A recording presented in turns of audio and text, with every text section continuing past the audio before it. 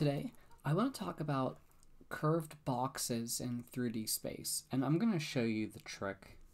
But first, we're just going to draw a normal box. And just to tell you, if you have a drawing tablet, it makes it a lot easier of a process to accomplish it. And don't worry, we're going to use like 2 layers because I feel like to get a really good, accurate, curved box, I'm going to show you. At first, you draw like a regular box. And the whole goal of this regular box is going to be a structure for a curved box.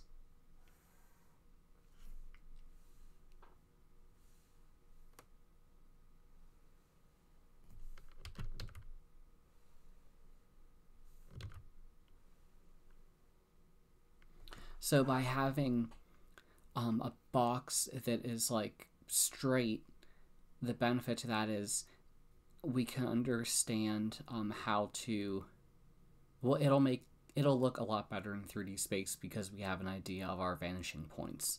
Because the important thing when you have a box is to make sure that certain, like the lines of the box are all converging towards the same vanishing point. So by having that straight foundation in place, you could then put your curved one by kind of following certain areas. But I'm going to show you, of course. And I like to draw a box whenever I go through this. You know, I think I should have done that one a bit farther.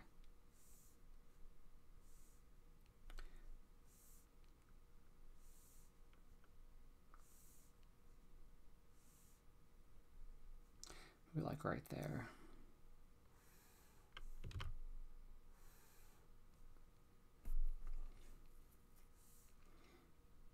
And what I'm going to show you, like right here and here, I wanted this line and this line to be converging towards like the same vanishing point. Like there's some point out really far in 3D space. It could be like over there. It's a lot farther probably, or maybe it's around that area. But I'm just trying to show you as I go.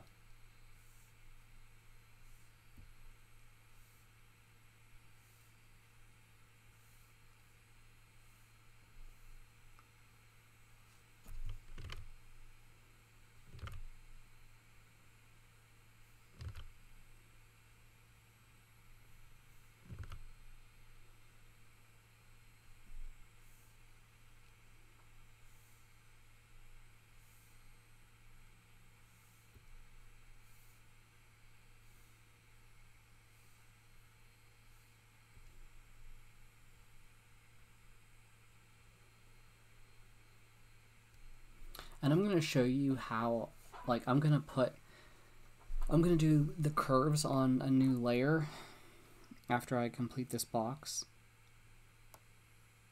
And the benefit to that will be, like, once I put in the curves and, like, the general construction, it's just a matter of me connecting them.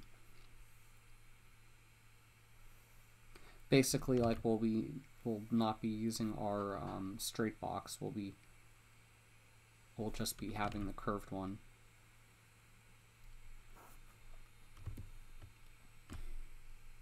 I'm going to draw through the box as well.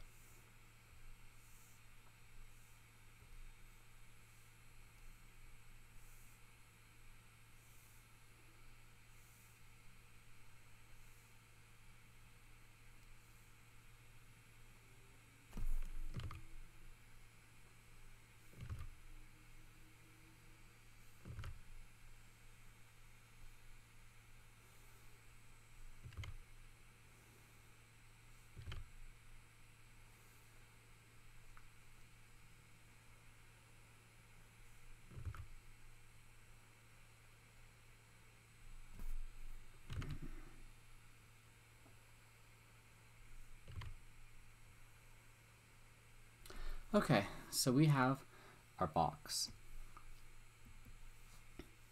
And this box is on its own layer. So a curved box, you know, basically we're kind of adding curvature to every corner. And when you do that, it gets a bit weird because you kind of have to like decide how to do that yourself, depending on like what degree, not degree, more like what, like how much curvature do you want to show? Do you want to show a little? Do you want to show a lot? Like I feel like you could always do a little bit more, and it's kind of like your choice for doing it. But I'm gonna show you that that if you do it from like 3 sides, you'll get that cool curvature corner.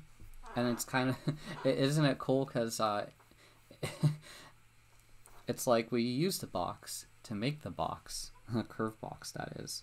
So I guess what you do is you kind of play around with it until you get it to your liking. But the important thing to note is that you want to be doing this for all your sides, and it can be a bit tricky at some points, but like a lot of this you may just have to like play around with to get the good curvature that you want for your box. I keep thinking, did I do that corner the wrong way? No, I don't think I did.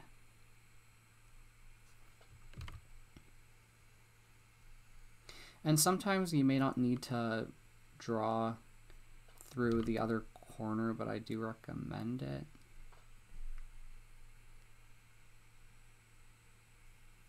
And you know, it's really cool because you could do like all types of cool effects.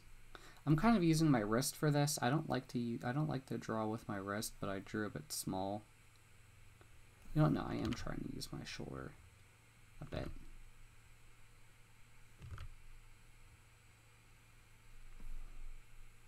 It just gets a bit weird.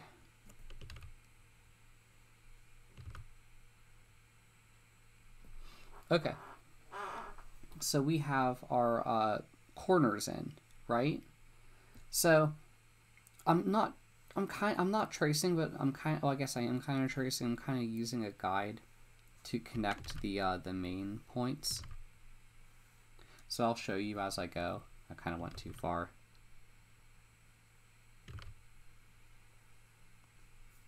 So like I used the underlying structure for our current box.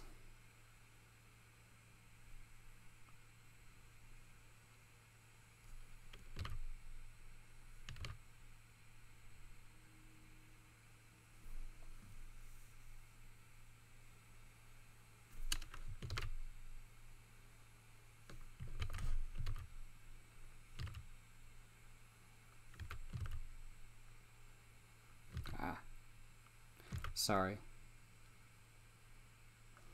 I'm trying to execute this. I didn't think I would struggle so much to draw a line, but I am a bit tired.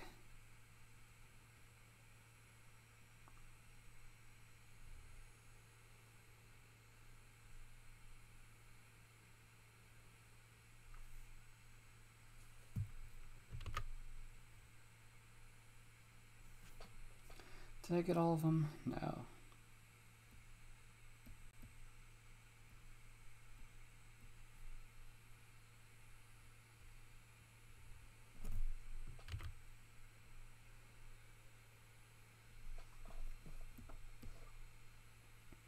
So, what did I do wrong here? I know exactly what I did wrong here.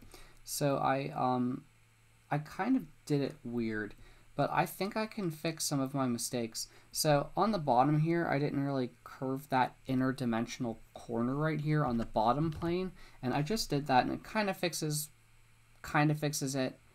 And then I realized I forgot this side, because like I'm not drawing the entire line from before. I'm just connecting where I think the curvature would connect it. Oops. So like, okay, I forgot the, no, I did that top, oh, I forgot the back corner. So it becomes really important to draw through your 3D forms, because if you don't do that, you'll kind of leave stuff out by accident when you don't mean to. And it can be a bit tricky to accomplish this. Like, how do I keep forgetting that line? But just know, if you give it time and you look at your work, you could accomplish it. Like, I forgot to do that bottom plane, that bottom plane. And draw large. I didn't really draw the largest here, so I think that I could have done this better. Just to tell you, so look, we have like a box with like rounded corners, and I kind of made it so if you could think of like that corner there, the curvature of it, it's kind of like a rounded side. Kind of like if we took, let's say it was a wood, let's say that was a wooden block, and we kind of sanded down the corners until it was more like a flatter, rounder plane. That was what I was aiming for when I did that. Now, to show you, I'm gonna draw like I said, I did in the box. You could do it in a bunch of different shapes. It's really your choice. You could even do it in like a plane, like a 2D plane. I just realized I should have been doing that on the bottom layer. Okay.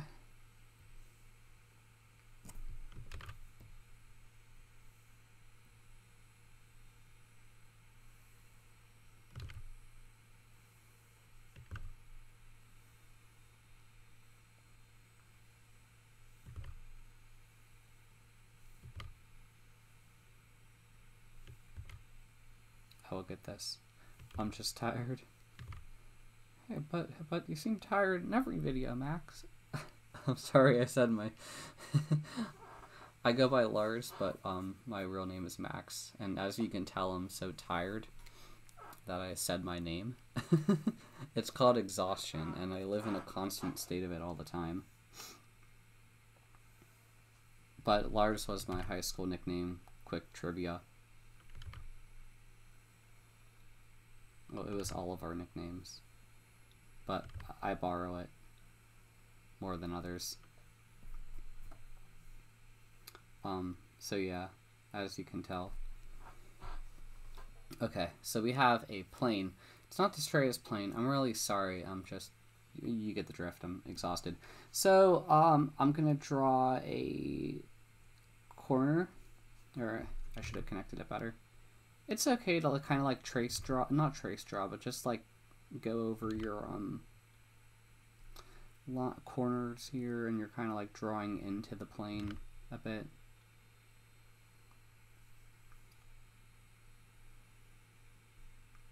And you know, I guess it can be difficult to mirror it. You may have to just kind of play around with like trying to accomplish like the same type of curve in two places. It can be trying, but you just kind of have to like eye it, you know, and I have no doubt you can do it.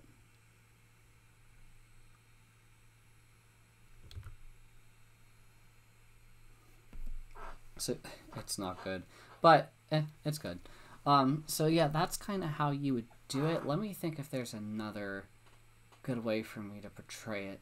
You know, think of like various degree of rounding. I think probably the closer, the better. I can't think of any other points to touch with this. It just seems a bit straightforward.